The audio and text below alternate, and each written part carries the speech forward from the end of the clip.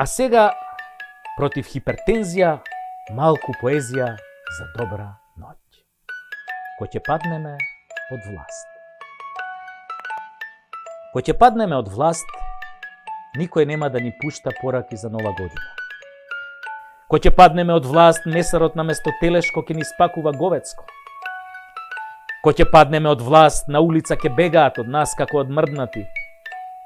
Кој ќе паднеме од власт, ќе не гледаат ко шугави или дртнати. Кој ќе паднеме од власт, конобарите ќе ни плукаат во салатата и ќе ни се мочаат во жтата. Кој ќе паднеме од власт на регистрација, никој нема да забележи дека не ни кочи колата.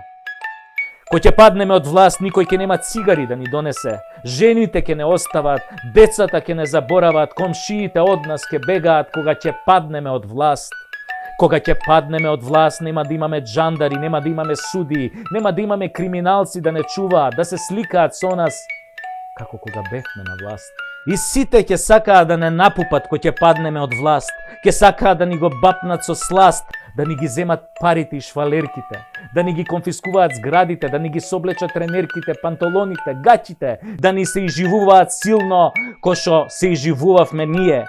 Сите ќе сакаат, да, но кога ќе паднеме од власт, ќе биде гъс преку глава.